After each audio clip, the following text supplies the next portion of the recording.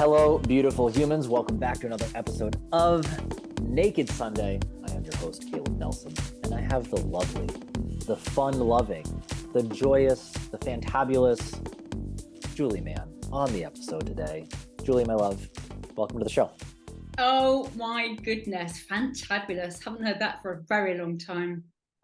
Well, I like to be fun with my words too. So we're gonna I like to start off all my episodes with why I appreciate my guest. And for anybody who doesn't know this, who's been listening or hasn't the first time ever listening, the reason why I do this, I believe we need to start telling each other why we love each other more. And far be it for me to say, I believe this is a very small step in an endeavor towards a little thing called world. Well, I like to believe inner peace because that leads to external peace. But to that effect, I appreciate you because you have this really vibrant, joyous, happy, optimistic energy about you.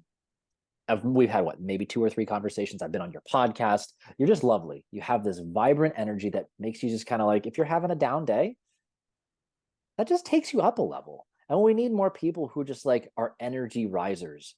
There's so many people, you walk in the room, you feel like they suck the life out of you. You're like, how much longer do I got to be here? We need people who elevate the energy, and it makes it so much more positive. And especially if you're going through tough times, that person who can see the shiny side of things, the other side, the optimistic side of things, that gives you hope. And that just brings me joy. All the more reason why I was excited to have this conversation today, my dear. So thank you for being you. Well, thank you. I love a shiny thing. I really, really do. And actually, I wouldn't be on this, whatever this podcast, if it wasn't that I felt you were rather shiny too. Yeah. I think I've shared this with you. I believe we are all each other's mirrors. So I think that when we sit there, no matter who's across from us, they have something really beautiful to teach us. Even if we're going through a dark time in our life, it's like, what is that shadow side of me that I need to work on? Or what is this? What do I need to heal? What do I need to feel deeper? Or wow, I really am enjoying what I'm seeing here. I think that procures a lot more love of no matter who's across from us, and we realize like we're not separate. We're all connected in some We beautiful are way. not. I'm a big lover, actually, of Dr. Joe Dispenza. I don't know if Mhm. you follow his work. Yeah, a Um, little bit. yeah, and it's all about energy and the fact that we are one, which if yeah, to some people might seem a little bit odd, but for me, I'm perfectly okay with that. That's part of the optimistic side, and I find the more people are okay with what's the word I want to use? I'm going to use obscure or maybe vague, perhaps a little less defined, the more the more internally stable they are with themselves because you can handle being in less defined spaces. You're not reliant on the outside world to be perfectly, in a box for you to be able to show up and be present and be fully engaged in a situation. I think it takes that internal insecurity, internal security to have that vantage point of what you just spoke to right there. Yeah, I'm really fascinated by the things that I can't understand, and that's what makes life so exciting. And I think the minute I begin to think I know, then I'm missing something. I think that curiosity is a really, really important quality to have. And I just find that the older I get, the more curious I become. And whether that's about myself and the way I feel, or the person I'm talking to, the thing that I'm looking at, whatever it is I'm engaged in. So I think curiosity is a really, really important thing. And one of the reasons I like it is because it has a real playful side to it. And I'm all about fun and being playful.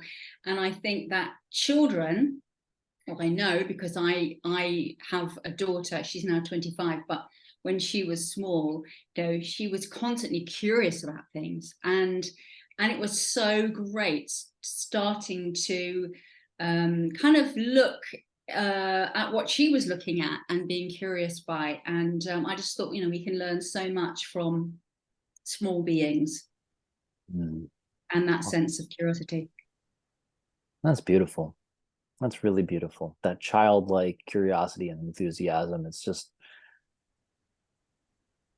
that's why we like look at, and I believe deeply protect babies and children so much because of that. I think that it has the capacity to show us the best in ourselves, as much as it might be immature, but in another way, the kind of the classic from the mouths of babe, they'll just speak this truth that, if Yeah. that came out of like a 90-year-old man or woman, there you'd be like, yo, you just dropped some wisdom on me. And you hear it out of a kid, and you're like, Yeah. you also just dropped some wisdom on me. It's refreshing, isn't it? Because there's no censoring when children don't censor themselves, and of course, at some point they get to perhaps be taught that they can't say certain things, but actually being around them when they're in that kind of phase is really so wonderful, I think. Yeah. Let's do this before we go too far into it. I, of course, want to let you introduce yourself. So, Oh, Julie, my dear, please share with the audience, who are you? who am I? Now, that is a very interesting question, because I guess on the one level, I'm just energy.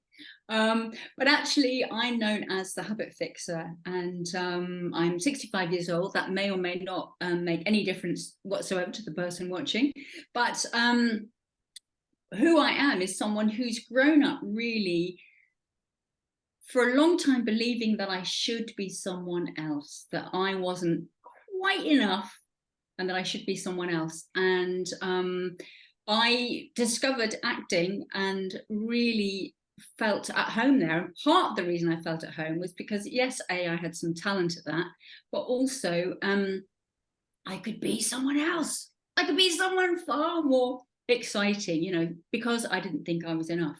And the problem was that I really wasn't happy being me. And in life, I think the best part I could ever play is myself. And I don't mean and I mean the authentic part of myself. And it took me a very long time to discover that actually, I'm enough as I am. So it's taken probably 2/3 of my life really to get to that point. But now I'm someone who enjoys helping people with their habits. So I'm known as a habit fixer. So I think everything's about habits. We were talking about your morning practice, weren't we, Caleb? The things that make you happy.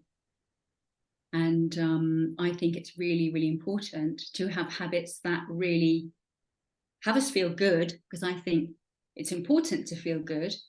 Not that that's always possible, because stuff happens, doesn't it, in life? We get challenged, but we can always find a way to feel that little bit better. But habits over time give us a particular result. And if we like the result we're getting, perfect. But if we don't, we can simply make new choices, get new habits, and then get a different outcome. I'm not sure I answered your question really, but anyway. I love the way you answered it. I love it. For the record, I asked that question exactly that way because of how that response comes out. Everybody answers it differently. Some people kind of go right into like a professional response. Most people go, huh, who am I? Just like that. And they'll repeat it. And, I got to simmer through that one for a second. And then I find the beauty in asking an open-ended question that way, and on which doesn't seem like an open-ended question when you ask a who question. It's like it should be pretty direct, right? Well, when you ask it about yourself, I have all this texture about me. Am I just these roles and responsibilities? Am I my age? Have I been this, a parent or actor or whatever? Or am I something more than that happens to fill those roles? So I love the way you described that, because you brought out the joy again, the playfulness again. And that was inspiring to me. I love it. I love it because it's something that I've learned through hosting this show, which for the record, I more or less treat this like a coaching conversation, make people feel safe, make sure people know like, hey, I love you, here to I want people to like be real, ask good questions, and be curious. I've discovered that everybody has a great story to share. Everybody. Yeah. I've yet to find somebody who doesn't have something beautiful about them to share and something interesting to give. And that intention has been something that's a really powerful reminder for me. So thank you for just following suit and being awesome and intriguing with your response. That was I think it's interesting what you just said about the story, because our story is ongoing, you know, till the day we are, you know, we last draw breath, I think. And whatever however the beginning of our story started, we may not have had much of a say, you know, in the very, very early days. But however the beginning went, we can create a different middle if we've not quite got to the middle. And we don't, any of us know how long our life's going to be, let's face it, though we may kind of act like we do some of the time, we actually don't. But we can always create in any moment a different ending for that day, for that moment, because we can choose it. And I think that's the thing that I think some people believe that they're just the way they are and life is the way it is, but actually it is that way because we say it's that way, but we can create it differently if we choose to. Let's play off this theme of this ongoing story. Let's go to the beginning. So this is, I told you I have some playful questions that I've been working on. There does happen to be a beginning, middle, and an end idea around it. Let's go with the beginning. So you had already brought up acting, but this question is centered around, the question blanket statement is, what sports or activities did you do when you were younger? You already brought up acting, but I'm also curious about sports too, other activities that filled your life with when you were younger. And 1B to that question is, how did you go about playing them? So I remember dancing. I went to ballet and tap. I much preferred the tap.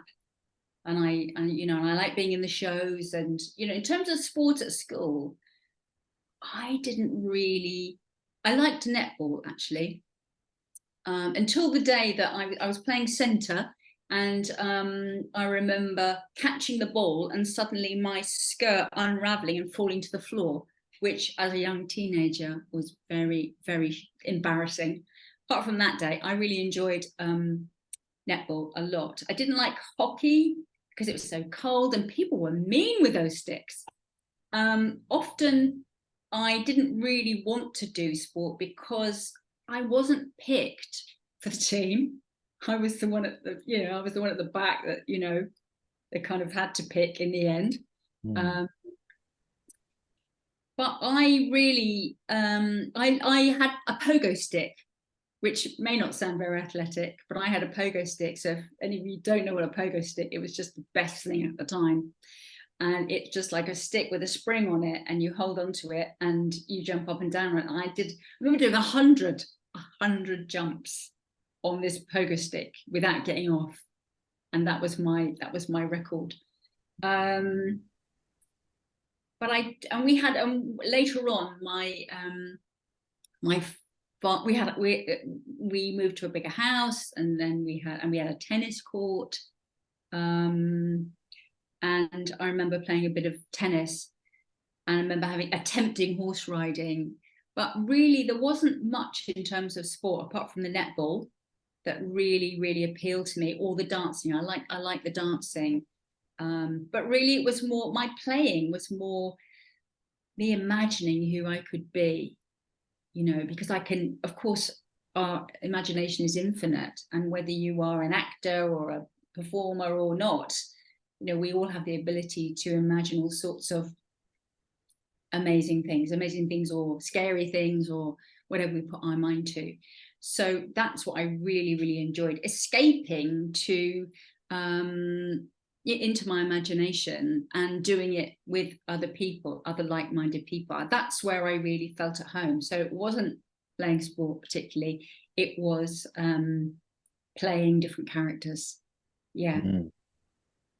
So where this leads to is, how have you seen your style of play, obviously not necessarily sport, but in your creative endeavors, your playful endeavors, how have you seen that style of play lead into your life now, your professional life or personal life? Well, I coach people. I also have an online business, and I am a role player as well. So I worked at the National Theatre. I don't know if you know the National Theatre in London. It's a very prestigious theatre on Mhm. the South Bank. I've worked for BBC Radio. I've done a bit of television. I've toured around theatres. And then when I wanted to be a mum, and I was very late being a mum, I was actually 40.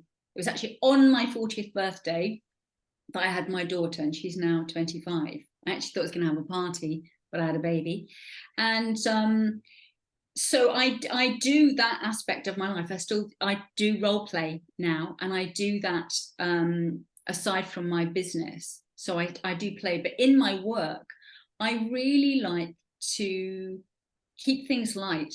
I mean, life isn't always light, and some clients come to me with lots of serious stuff, but I like to bring a sense of lightness and play to that, because I think it's a great space to be in, that place of play, and so much can come out of keeping things light, and that doesn't mean keeping things light that we don't go deep, because we do. So I think that as much as I can, I like to have fun, Caleb. I like to laugh. I like to be silly. The more I can be silly, the better. I just like having fun. And I really believe that life is about being happy, and it's about finding ways to be happy. And like I said, I get that stuff happens and life is not always happy, but we can be um, accepting of the things that aren't so great. Getting to 65, people get ill. More people, the older you get, more people die. It is what happens. Is it great? No, not always. We know it's going to happen, but it's really about, I feel, for me, accepting what is, accepting the things I can't change, being okay with what is and what isn't. And that might take a little, that might not be an immediate thing, but learning to accept that, and looking at what, you know, focusing on feeling that bit better, or focusing on happiness, focusing on this amazing world that we're part of. It really is extraordinary, and I think it's very easy to get blinkered and get tunnel vision, particularly for working on a computer. But actually, you have to go outside and look at nature, and it is just extraordinary. There are extraordinary things around us all the time, extraordinary people, and it's about, I think, looking for that as well. I look for the things I like, and the more I look for those things, the more I see those things. It's about focus, I think.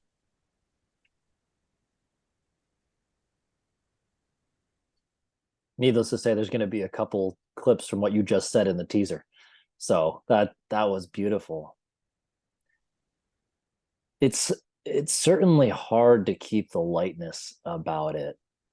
And what came up while you're saying this, my father and I, we went on this trip a couple of years ago, and I was going through some stuff and had a little bit of a fallout with a sibling or whatever, and we were working through all this stuff. Anyway, I tend to like to go very deep with stuff, and it tends to get real serious. And my siblings sometimes call me preachy and whatever. And my dad goes, you know, Caleb, the surface can be deep. And why I'm bringing that up is what you're talking about. When you have that levity and that lightness about things, it makes the space that somebody needs to enter, where the transformation, the change, and sometimes it's not all rainbows and butterflies, it makes it a little more attractive. It makes it a little more palatable, especially if it's not something they're used to doing. Especially if they're the first one. They've never dipped their toe in that water and felt what those feelings can be, and realize that you can get through some of that discomfort and it's great on the other side. Maybe they haven't taken that first step. When it's light, he was talking about literally sending pictures of the dogs to the family group chat and stuff like that. Just super, more about like, hey, you're just staying connected. That's the lightness about that. So what you brought there is learning, I think about obviously with your acting background, of course I want to hear more about kind of your path from theater and all that into coaching, but it's the idea of drama and comedy. They're kind of the same thing, but they're just these opposites. The two faces I always see in like the, especially when I type it in for my emojis. Yeah, the two masks, pardon, thank you. Utilizing both tools allows you to get towards the result, but knowing when and how, such a powerful thing. So that's what I was hearing. You're using that understanding of your acting background, your idea of playing roles, and using comedy and drama to your advantages. But if somebody's bringing a lot of drama, you need a comedy to balance out. If they're bringing too much comedy, you need to know how to bring drama. And drama, I mean, a little more like the depth. But that's, wow. Yeah, I That mean, was it really cool. is about balance, isn't it, Caleb? And you can't have light without dark. They go together. And it's not that I don't want to go deep. I absolutely love going deep, but it's about, I think, being present to that, and maybe shining some light on that dark, deep thing that perhaps might, for some people, including myself sometimes, feel insurmountable, just incredibly painful. But it's about shedding some light on that. And I think that when I work with clients, I'm not acting. I can be playful, and I can go and I can become some other character and use lots of different voices, and assume lots of different body shapes, and but actually what I'm talking about is being me and bringing the light to something, and or just becoming present, I think, to something. I think that it's I'm sure this has probably been said on your program before, but the present is a gift. The clue's in the name. Because when we're in the present moment, whether that's painful or funny or sad or shameful, when we can be with it, whatever it is and whatever it isn't, that's when there's some beauty in that moment. And that's where often time can seem to stand still. Those conversations that we have, that they just seem effortless, and that's because we're present with what's happening in that moment.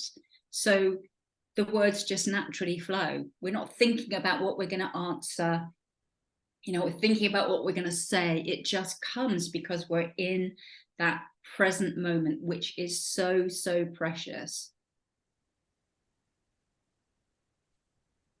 It's funny, as you were saying that, I felt like that stillness come over me. I'm feeling that way about this very conversation right now. You really have just like, I just love you. I just love you, damn it. Wow. So take me, how did you go from this theater arts, performing arts background? How do you get to coaching as being like, what's that path?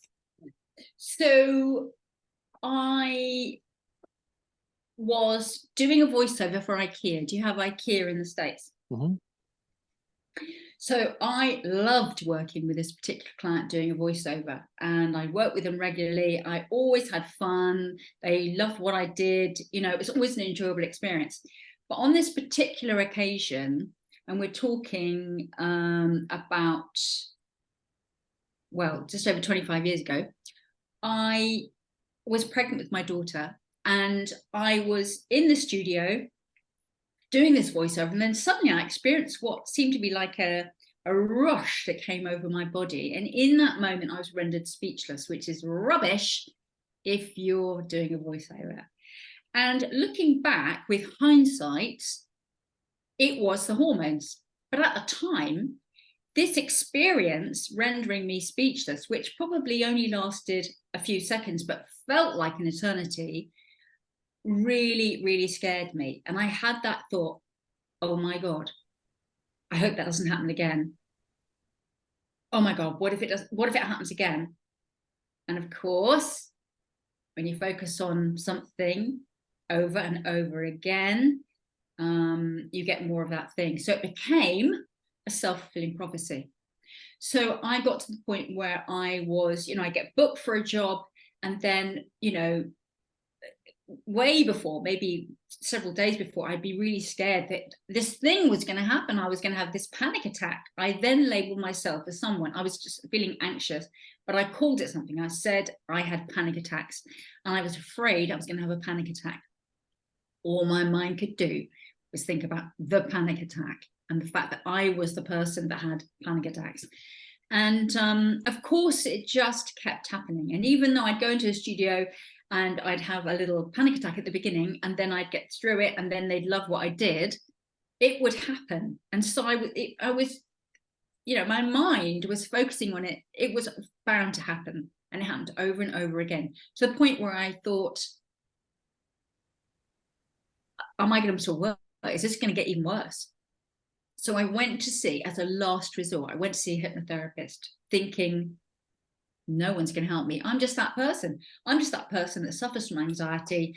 That's the way it is. And my life's just going to get smaller and smaller and smaller, because that's all I could think about. And I went to see this hypnotherapist, who actually was a little strange, I have to say. But despite her strangeness, I had a few sessions with her, and I kicked that habit. And I was so gobsmacked at the end of it that had happened, because I thought that was my life. That's who I was, this anxious person, that I thought, wow, if someone could do that for me, what if I could do that for someone else? So I thought, I'm going to do that. I'm going to train to be a hypnotherapist. So that's what I did, thinking, and it would be great to have some extra income around, looking after my daughter and doing my acting work. So I trained to do hypnotherapy, and I was seeing clients from home. And then I discovered life coaching. And then I discovered EFT, which, if you don't know, is a very simple tapping technique. And I really love the combination of life coaching and EFT, because it could be very playful. So the thing about hypnosis, if you don't know, is that it's all about following instructions. But, with coaching, as you know, Caleb, it's about asking great questions. So it's about the client actually discovering for themselves what the answers are, isn't it? And so I really like the combination. So that's how come I then became a therapist. So still, by this stage, doing role play work, seeing clients from home, and and then when I was in sort of late 50s, my husband suddenly asked for a divorce, and I thought, what am I going to do? I don't have any pension. I am stuffed. And so I needed another source of income. So then I introduced an online health and wellness business into my business. So that means now that I can help my clients outside and in. Yeah. But, I guess like you, maybe, Caleb, maybe you never expected when you were younger to be doing what you do. Maybe you did. Did you? How do I answer this one?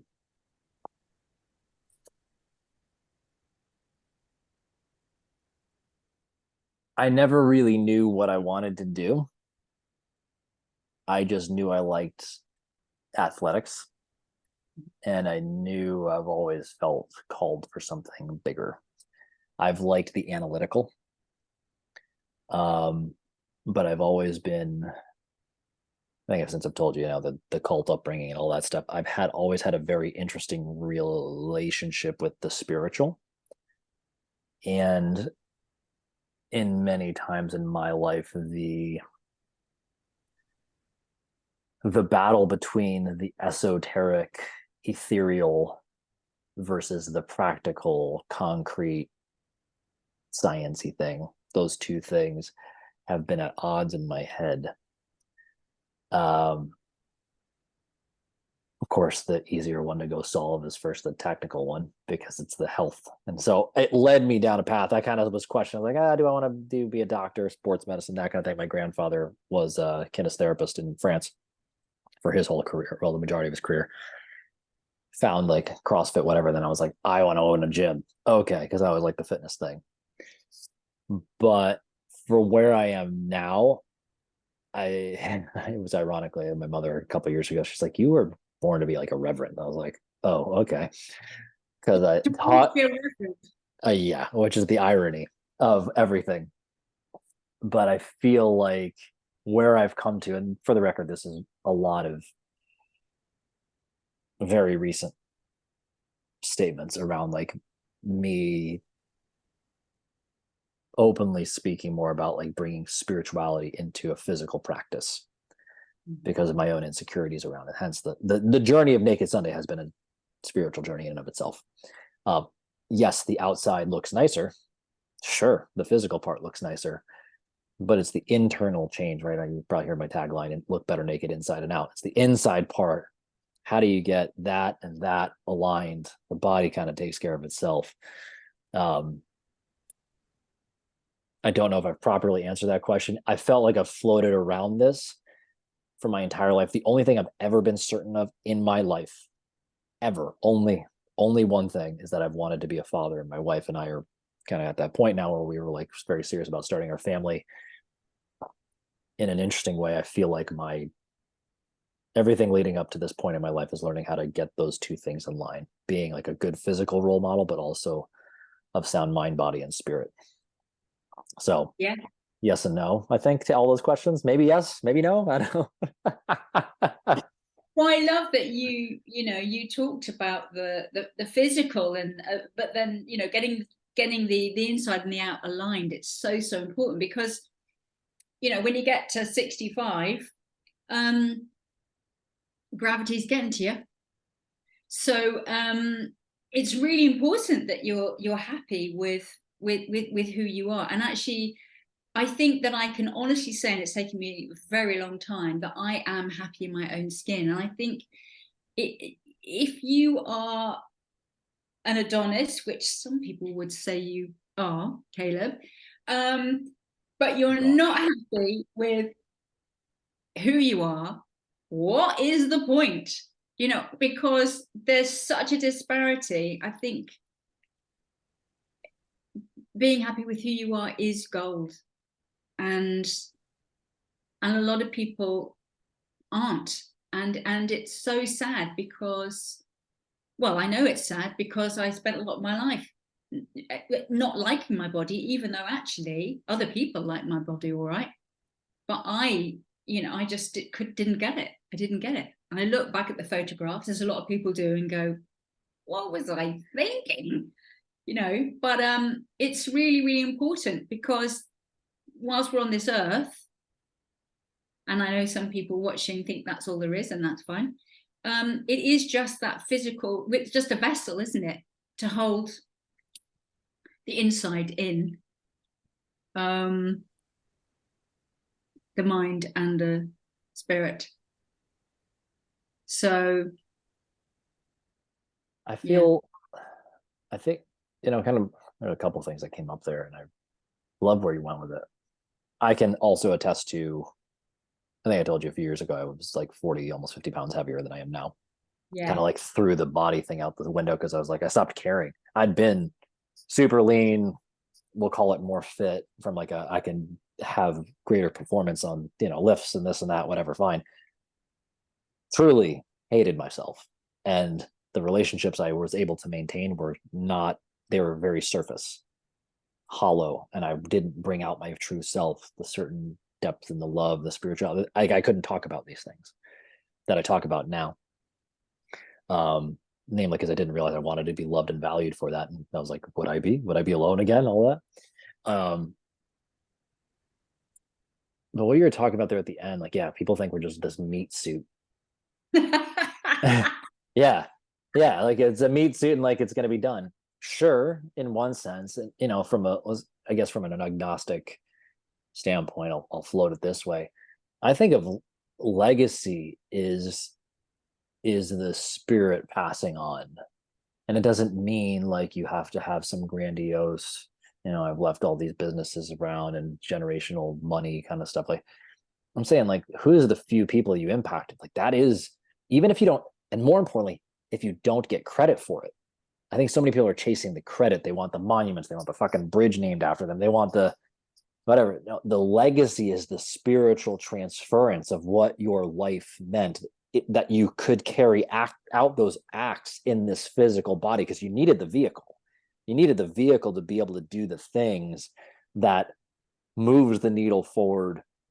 And we don't know for whom. We don't know what that one kind gesture to that, your neighbor that one day in their driveway, whatever, helping them with something meant for the thing they did afterwards. Maybe they went and they were able to be more present with their child, and they had a better situation, where instead of, it could have been, they went home and they screamed at their kid, and their kid diminished their sense of self-worth, and turned into some whatever. You never know. And Never know. I think if we look at, let's call it heaven or hell, they're both coexisting at the same time in that. And it's what we're creating from our behaviors with this physical vessel. And we don't know. And it's both life, heaven, hell, legacy are all interplaying at the same time, all the time. We're either living in our own hell or living in our own heaven, depending on the way we decide to look at the things and what we decide to do with it. Which brings me back to what you're talking about, the levity, the lightness in the darkness. Can you see the beauty in the darkness? That's what I think was so profound about some of your statements earlier. Yeah, and actually somebody in my family died quite recently. I went down for a funeral recently, and I think that we're so weird about death, even though we do know that we aren't going to be on this planet forever. And I love the cultures who it's part of their culture that they mourn in a way that's a celebration of, or they all mark it by wailing for days or whatever it is that they do. I think that's a really healthy thing, rather than not talking about it, or talking in very hushed tones, and rather than just talking and being with it, which is very confronting, because it's just so final, particularly if you don't have any belief about anything afterwards. So I don't know where I'm going with this, Caleb, but I just think that it's really important to practice being with all of it. You ever see the movie, I want to say it's Coco? What's it cartoon called? Coco, I believe it's Coco. No. It's I want to say it's a Disney movie, and it's about this Hispanic, or maybe it's very specifically like in the Mexican culture. What's it, the Day of the Dead or something like that? Yeah. It's there's a couple movies that came out from, I think, the Pixar or the Disney. Another one is I think it's called Soul. I'm not sure, but anyway, the one I'm thinking about, Coco, is it's this whole journey. And as I watch it, I'm like, there's a lot of celebration around things. It's about, like, you could see like the children were involved, and there's like this reverence for the past. There's a lot of talking about, they're sharing stories. There's a I'm bringing it up because of everything you talked about. There's a difference in how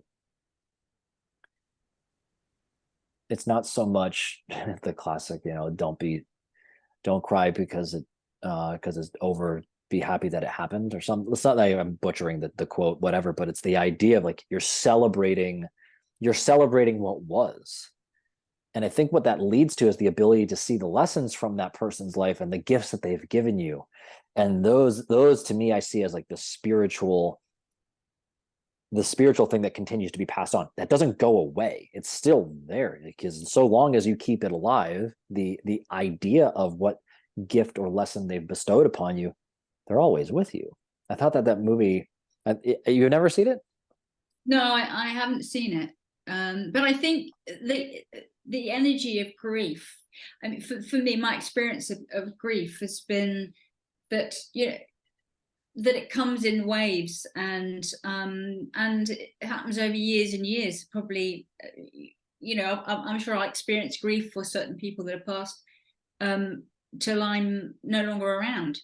And it's such a huge energy that I think for cultures like ours in the West, if it's not um, if it's not honored and not kind of acknowledged, then it's a massive energy to keep inside the body. You know, you think about a baby, the energy of a little newborn baby, and when it's hungry, when it wants changing, when it wants to be held, you know, all those things, it can make this massive noise. It's a tiny little thing. You know, we get older, we get bigger, and our emotions are no smaller because we're a grown up. And I think that to kind of hold emotion, whether it be grief or sadness, anger, to kind of push it all down, it's enormously bad for our being, for our physical being, for our emotional being. Yeah. That's so interesting how you brought that up. We by repressing it, that little voice builds, and like eventually it becomes this really loud cry out for help, to be heard, to be seen, to be felt, to be acknowledged. So strange that we think by us burying it, it lets it go away, which is completely, because it's going to come out screaming, whether you like it to or not, and you don't know when. And I think that's something, you know, what I value about coaching, that in general, is that like by having that, people get to practice dealing with these things before it becomes a real problem. I mean, sometimes it becomes a real problem, then you're playing cleanup. But like, if you're ahead of it, you know how to navigate these things, and it doesn't mess with you. You brought up, you know, I don't know what was going on at the time. Maybe you're dealing with, oh my God, I'm going to become a mother and all the other things. And like, you have 1,000 other pieces of stress going on in the back of your mind. Maybe that's why you had a panic attack and like forgot your lines or whatever the thing was and went blank. Maybe it wasn't being addressed, right? Like, I think most people don't understand that the worst, like what most people are afraid of, is like looking like a fool when it matters most, or not being able to be fully capable when it matters most. So by training these things, like going to you and working through whatever it is that they're working through, is just practicing knowing how to navigate that stuff so that you can handle all of it. Everything's good, but when, you know, showtime, Because we're not taught to do that at school, and certainly my parents' generation, they got no idea. They got no idea how to do that. You know, my daughter's generation, it's a different time. They have a different understanding of things. They're much more emotionally literate, and demonstrative.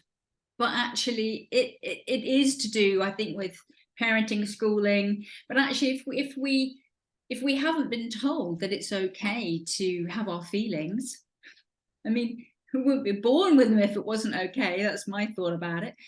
But if we haven't been told it's okay, then we really think it's not okay, and so we bury it, and that's when, you know, we start sabotaging stuff. I mean, you talked about you being overweight. I had a period where I was bulimic, and I didn't look, I was going to say normal. What is normal? But I didn't look, I looked fairly average because that was the nature of how it was for me.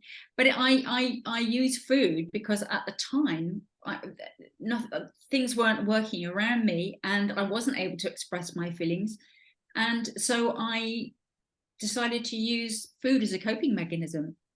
Then then it was drink, and it was smoking, and you know, and having, you know, not a set, I mean, all sorts of things, you know, I did. And that's what happens, I think, is if we don't think it's okay to feel or to be who we are, then we'll find a way, whether it's, and it might look like it's a good way if it's exercise and it's lots of exercise. People will, oh my goodness, you're so fit, but you can be obsessive about exercise. I'm not saying you, but people Oh, can I can obsess attest to about it. it. Yeah, that's not a good thing either. It's driven from the same thing, whether it's a shopping habit, a sex habit, it's coming from the same place, isn't it? And until we address the place, then it's going to be a problem. It's going to seep out somewhere where it's going to leak. So it's about education. It's about, I think, having some understanding that it really is a good thing. Why in schools aren't we taught about money, managing money, about relationships? Because isn't life a series of relationships? That's what I think it is. And are they, and I want to have the best relationships I can. I want to have juicy relationships. I want to have relationships that matter. Yeah, I can do a superficial conversation. I can talk to anybody, as I'm sure you can, but I want conversations where I actually really connect on a deep level. And I can only do that if I can connect to myself on a deep level. Ooh. Ooh. And that's where I think this was, as you were saying this, I'm like, this, I heard like people think of feelings as liabilities and they don't see them as tools. And what you just said there, like, I don't know if connecting with somebody makes you feel something. And we want to feel that love and that connection. But if you don't know how to use, you don't understand the tool, you'll never truly connect. I think that was wow. And I love that you brought that out. Most people will, I think it's also particularly scary. And I love that you brought it out there. People think like, quote unquote, it's a healthy addiction or something like that. It's easy to hide it. But I'll speak from personal experience of my CrossFit background. It was like I was chasing a score that I did not care about, ultimately, to impress people that didn't care anyway. And it would put me into a place that my joints were constantly hurting. And not only that, the high of going so hard in a workout was that I would collapse at the end, be gasping in air, and I wouldn't think of anything. I wouldn't feel anything. It sounds like dissociating from your feelings and not knowing how to deal with stuff. I don't know where that's going to lead. So I think that's so important what you just said there, that the obvious one most people see alcoholics or drug addicts, or like that's the that, but there's the other side too that people bury it, and it's sneaky easy to coast on by and not be called out. You see it, entrepreneurism or business or whatever, name your thing. So I think that was so astute. And I think the reason why I brought up the liability people is it could be a tool for strength. You don't, when I said all that, like I would have to work hard to get through the pain of the joints and all the other things to just get back to feeling good enough to go do the workout thing that would dissociate me again, to put me back into the pain. So it was a lot of so much extra work that if I was really real about the result I wanted to feel good in my body and like what I saw in the mirror, let's call it look better naked, to have a connection. Yeah.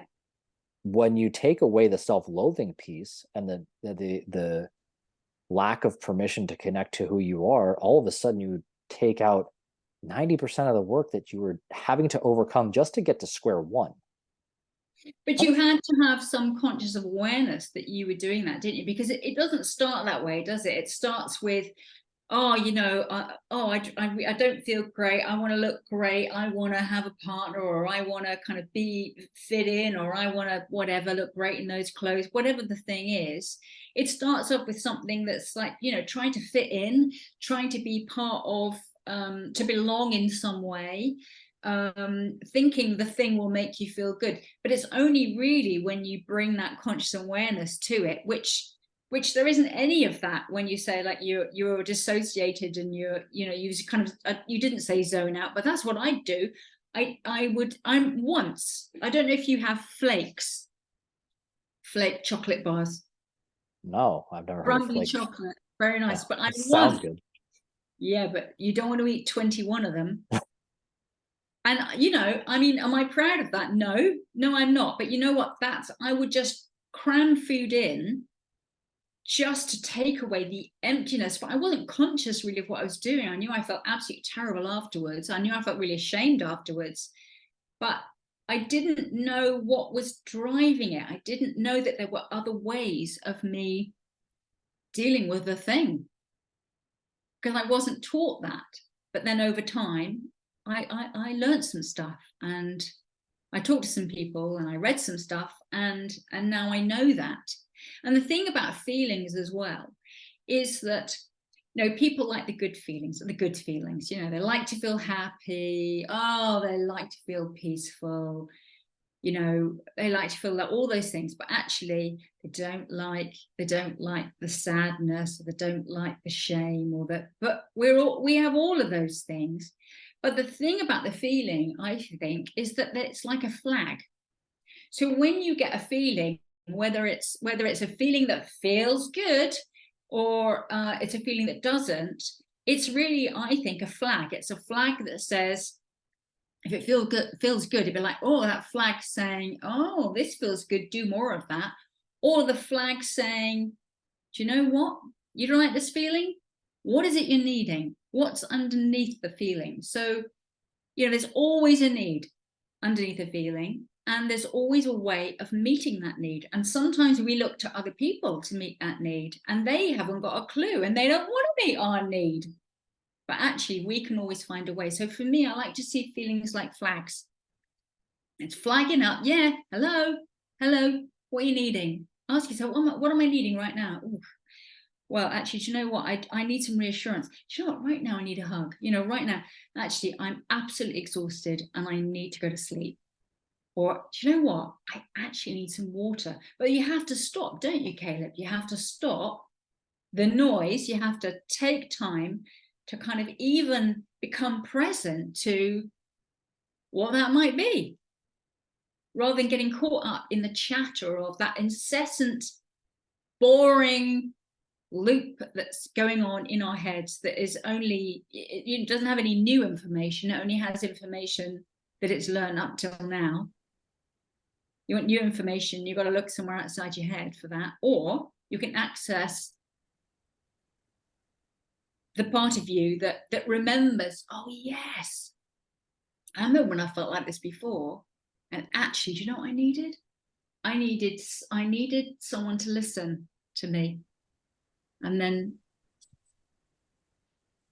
yeah. What wow, what a great share. And what that brought up for me, because the way you said, like, you had to have some awareness to understand that. I only became aware of it when, there was a small shift. There was a big shift in environment. I had opened my first business. I was a sister gym to the gym I was working with. My first mentor, first business partner, we opened a second gym together. Tyson, come here. He wants to be part of the conversation. Come to daddy. Daddy's gonna give you talk about a flag going off. He's got a feeling and he wants attention. Come here, bud.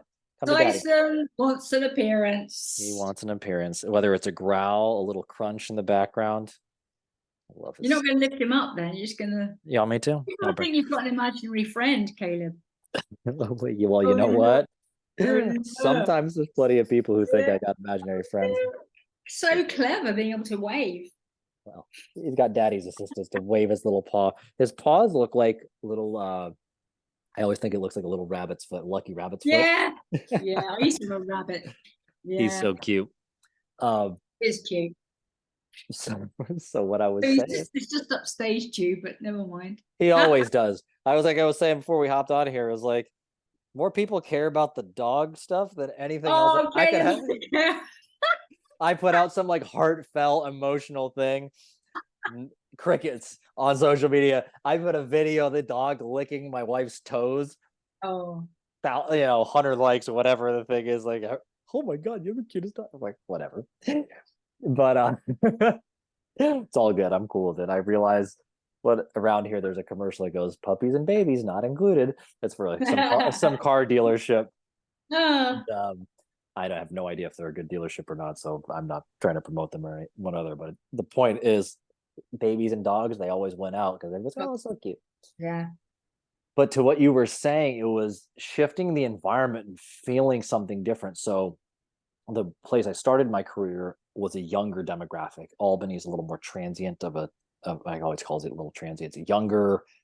There's a college, a couple colleges in the town, and whatever. It's younger, and I don't feel like a lot of people. It's a stay. It's a stop, not a stay in their life.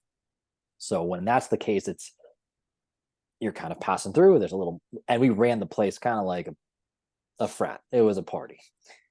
Then we opened my first business I was part of, and it was in the town that I'm in now. And this is where it's a bedroom community. It's families, people that are settled down, established in their life, and the desires and the wants and the needs were deeper.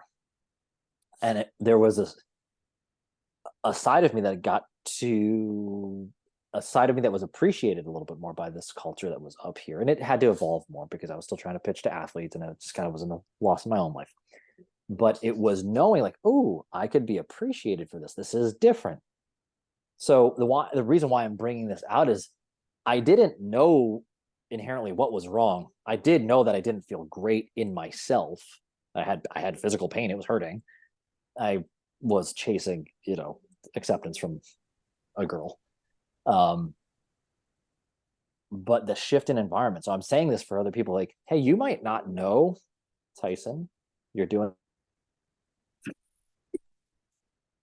you might not know that you are like exactly what the root of it is. And that's okay. I think a lot of people think the next decision I make has to be the end all be all and I figure it out, as opposed to how about you take a baby step out of this environment and then avail yourself the opportunity to look back in on the space that you were at, even if it means just taking a step out and being quiet with yourself. Go out and sit in nature, or go for a walk, or just be quiet long enough to be still, which I think most people are just afraid of because the answers show up. Inherently, I see that's what coaching is. Coaching is they allow you to step outside of yourself and then look back in and be like, oh, that's what's going on. Seemed pretty obvious now that I can see it. But when you're in it, it's the classic you can't read the label from within the bottle kind of idea. So Yeah, I think our environment's enormously powerful, isn't it? And if we don't, if we don't like the color of our environment, or something about the environment, then it's not going to serve us as well as us being in an environment that is conducive to us feeling good. So we can change our environment, like you say, simply by stepping out, or by stepping into someone else's environment, or just changing that conversation, like you just talked about. man, you got me thinking today. Really do. Let's jump into our second question. You'll like this one because acting, film, theater, all those things. Second question. Yeah. What is your desert island movie or show? So I've adjusted. My classic one in the gym was always, what's your desert island movie? But I've adapted it to show because sometimes a series is like a thing. So you have one thing basically that you get to watch. Well, the film that I absolutely love is called Truly Madly. Not Truly. That was my favorite. Truly Madly Deeply, but it's called A Fault in Our Stars. It's actually a very, very sad story, but it's a love story between two teenagers, both of which have cancer. But it's a really extraordinary film. It's beautiful, beautiful. What about that attracts you to it? And like why? And so much so that you'd be like, this is the only movie I'm going to watch for the rest of my life. Oof. Watching it for the rest of my life. You can adjust your answer if you need to. It's okay. No, I don't know that I feel I could watch any movie for the rest of my life, and if it had to be every day. It doesn't have to And be every day, but it's the only one you oh, get to watch. what a relief! What a relief! It's the only one you get to watch though for the rest of your life. Oh, oh, now you've posed a question, haven't you, Caleb? It's a good one, isn't it? When you Might really be, think about it it. is a good one because then it might be something more uplifting. But I think what I like about it is connection. I like connections. I want to feel something when I watch a movie. And actually, I went to see Barbie this week, and I hadn't realised actually that the premise of Barbie is all about a woman being able to have what she wanted. She could be who she wanted. She could be a doctor. She could be an air hostess. She could be anything she wanted. She could have her own house. She could have her own car. She could do it all. But that's not, what I grew up thinking she was all about. I didn't have a Barbie. I had a Cindy. But the thing about the film, I mean, it's great, and um, I didn't feel connected to the characters. And that's really, really important for me, that I feel something. I either want to laugh, and I laugh at people like Ricky Gervais. I think he's very clever and very irreverent, and I like that. So I want to either laugh a lot and for it to be silly, or I want something that's really going to have me feel something. Otherwise, what's the point? It could be a show if you needed it to be a Oh, show. no, I've got to come up with a show. Chicago. Chicago. So Chicago, you're going. That's your answer. Well, there's a film in Chicago. It's a film and a show. There is. Oh, I didn't know that. With Catherine Zeta-Jones and Renee Zellweger. Oh, Oh yeah, yeah, yeah. yes. Have you seen it? Probably not that long after it came out, but I don't remember it too. It's a musical kind of Oh, we don't style to it. remember it, Caleb. I mean, I remember Catherine Zeta-Jones, but Brilliant. like Very good. I love that question because so my movie answer is Wedding Crashers. My Never seen it. if you just want like I feel like there's such a great like underlying story, but I laugh every single time I watch it. It's enough feeling to make you think about some stuff. I've had some interesting lessons through that stuff. So again, the levity kind of brings out stuff. But the show was much easier for me. My favorite show, hands down, no questions asked, is Ted Lasso. It brings the comedy. Oh, Ted Lasso is so good. So good. So So good. good. So So good. good. I feel very deeply connected to it. And the reason why I'm only even bringing it up right now, because you made me think about like, what do you want to be when you grow up? Ted There's a lot. Lasso. So here's a fun one. One of my best friends, she's the one who turned me onto the show. The one I was mentioning earlier. She goes, "You need to watch this. You're a Ted." And I go, "Oh." Had it took me a while. Like I'd heard about it a couple times, and she goes, "You need." I'm like, "Okay, cool. Thank you for me feeding my ego. It's about me now. So now I need to watch the thing." So, but I That's watched. a compliment, isn't it, Caleb? What's He's that? the best. He's He's so the good, he's so so good. good. He's so good. My best friend actually, she told me about the show as well. So yeah.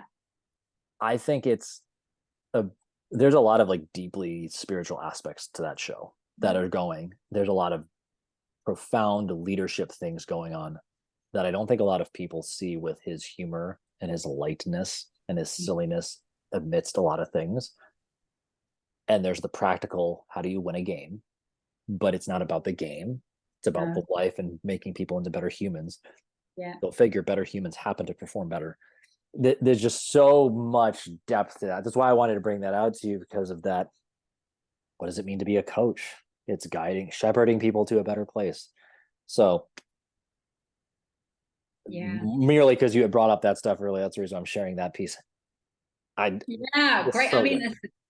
so good. So good. So good. I might have to binge watch it. I've rewatched that show probably 6 times all the way I through. need I Yeah. think I might need to see it again as well, actually. So good. So good. So let's focus now. Like, where are you at now? Like, who comes to you now? Like, what are your the reason why I'm asking it this way is when I think about the path, people come to people. I want to solve this problem. We all know when you try to solve one problem, you have to address a lot of other issues along the way. You want to Yeah. create a beautiful performance piece. Well, you need to learn how to interact with other characters. You need to learn how to deal with self-discipline. You need to know how to put your body. There's so many elements why I think coaching is such a beautiful, just a beautiful practice for anybody to develop, no matter what is it typically people come to you like, yeah, okay, I want to fix my habits. What is it? Who is that type of person? What do they seem to be struggling? What seems to be going on? I think confidence, really. Hmm. And people have always assumed that because I have that acting background that I've been a confident person, but that's absolutely not true. And I think really now, I've been running a group program called Self-Confidence Formula, 6 Steps to Be Unapologetically You. And that's really based on the fact that I was being the whole world and its mother and the dog, and feeling okay in that world. But then in the rest of the time, which was a lot of the time, because you're not in work as much as you're out of work, feeling like I wasn't okay. So I really wanted to work with people who really just actually want to be themselves, that want to get that they are more than okay as they are, and actually that's the key to happiness, being true to who we are. And I know we change over time, we want different things, but the essence of who we are is what really I think the world is crying out for. The world's crying out for people to be themselves. And then when we can be ourselves, then that kind of gives other people permission to do the same thing. I think it takes courage to be ourselves. And I'm not talking about, you don't care what other people think. I mean, being okay with the fact that people have different opinions. Some people will like us, some people won't like us. And that's just the way it is. And being okay with that anyway is not the same as not caring about other people. It's about caring about ourselves and just getting that everyone's different, and it's really fine for them to think differently and to like different things, and that's no reflection on who we are. Got me on my feels now. I Well, I feel like you've taken us to the end goal then. So that leads me to my third and final question. What's your deathbed meal? That's 1A. Oh my gosh, my deathbed meal. Deathbed meal, 1A. 1B is who are you sharing it with? I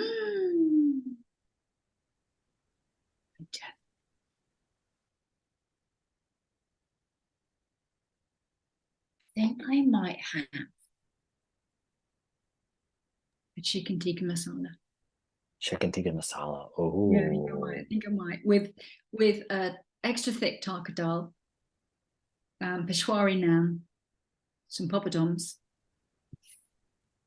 and some bindi bhaji, and you're bringing out the whole like Indian repertoire right here. Like this is, if I love Indian food. my Love Indian food. meal, I'll have what I want. I'm here with you, girl. I love the detail. And I am sharing it, though she might not want much of it because I don't think she likes Indian that much, really.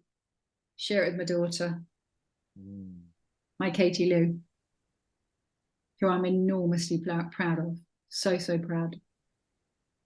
Yeah. And, I mean, she has been the best gift of my life. And I am so thankful to her because through having children, my personal experience of having a child is that I've learnt about myself. It's enormously confronting being a parent, and you get faced with yourself. And so thanks to her, I've faced myself. And you know what? I'm all right when I look in the mirror. Do you know what I mean? You could not have answered that question any better because you took the next mini question, the words right out of my mouth, and it was going to be why. Didn't care so much about the food though. I love Indian food. So like, hey, I'll pick up, I'll step in and have a little bite too. We'll order a double. We'll order a double, baby. Don't you touch the poppadom, so. Well, I won't. I'll have a side order just for me too. Reason why I asked that question though, and you answered it so beautifully, is when you brought up the mirror. And I've started sharing this more. I officiated my baby brother's wedding last year. And the speech I wrote, most people don't know, is a love letter to my wife. And it's titled The Window in the Mirror. And it was inspired by a guided meditation I've written, which is who is holding your hand on your deathbed. And the reason why I say that is that I believe that the person holding your hand on your deathbed is essentially the reflection of what you have learned in this lifetime. They have shown you your purpose. I love that. The fact that you answered it the way you did it, the fact that I would love what I saw in the mirror, looking in my daughter's eyes. Ooh, I mean, it brings chills to my heart right now. Like I'm just like tingling in my fingers. You got me all there. So wow, what a profoundly beautiful response. And I should have known like I was going to get something so incredible, but like, wow, you got me. You got me. Oh, I could see that you had some time in the performing arts because, oh, woo, woo. And you know what, Caleb? I want to be at my own funeral.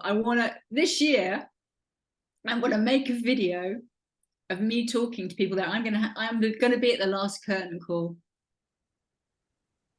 Yeah. Ooh. You're going to call your funeral the last curtain call? That's a pretty baller move. I'm not going to lie.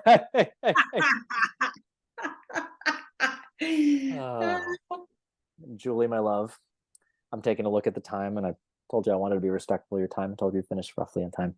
If somebody is listening right now and they're like, I am digging her energy. I need that optimism and that love and that positivity in my life, and I'm looking to make some meaningful change. I like to be a little light, but I'm ready to explore the depth as well.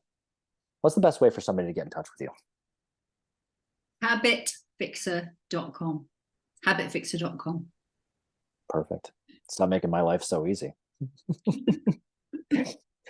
As we bring this show to an end then, my dear, what final words or advice, words of wisdom would you like to share with the audience?